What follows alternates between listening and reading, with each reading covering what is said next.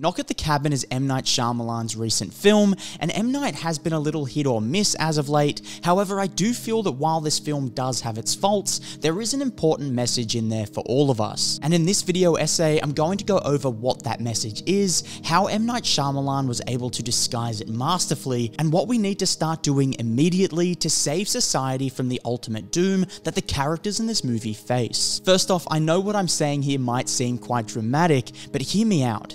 While I don't think the world is going to have a doomsday, I do feel that we as people are heading towards a societal doomsday, if you will. No planes won't drop out of the sky, and tsunamis won't come crashing over all of us and wiping out all of humanity, but our societal freedoms are definitely heading towards its own demise. And M. Night has definitely noticed this, and this film is a way of calling out to the people, and especially the youth, to watch out. Because where we are heading is not a place any of us truly want to be.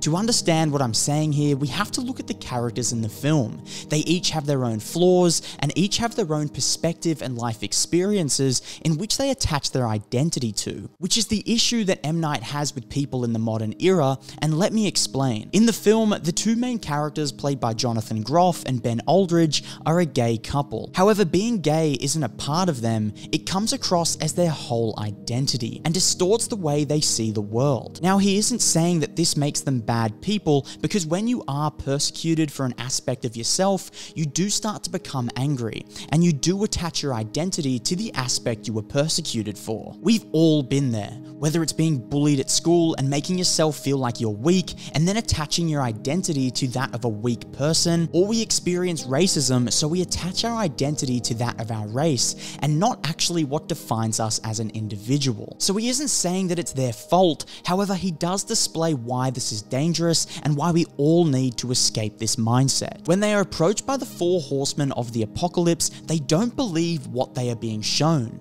because they allow their own distorted identity and life experience to get in the way. They are shown live footage on the news of a tsunami destroying humanity and of a disease running through majority of the population, yet they don't believe it, because they are completely convinced that they are trying to trick them and kill them because they are gay. Now, this is an extreme situation in which people will never find themselves in. However, there is immense truth to this, as this is starting to become commonplace amongst many of us. We are all attaching our identity to our race, sexual orientation, or even our political beliefs. And the danger of this is that we no longer accept what we truly see around us, because our minds are so distorted from fixating on a certain aspect of ourselves. And by not accepting reality as truth, but rather thinking our own misconstrued bias is the truth. Now, we've all seen the dangers of when this happens, for example, World War II, the American Civil War,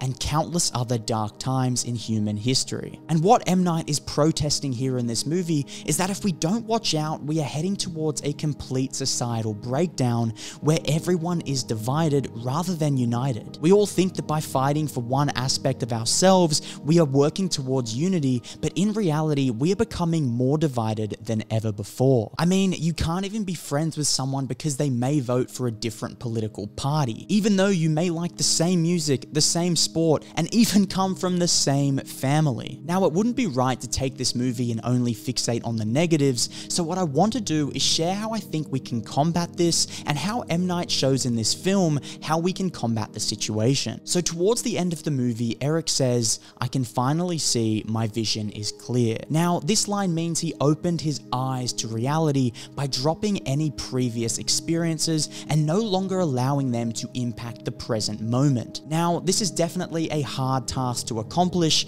however, we all must do it. Because this is the exact reason prejudice occurs in our society, because we allow previous experiences to impact the present moment. Think about a man saying all women can't drive.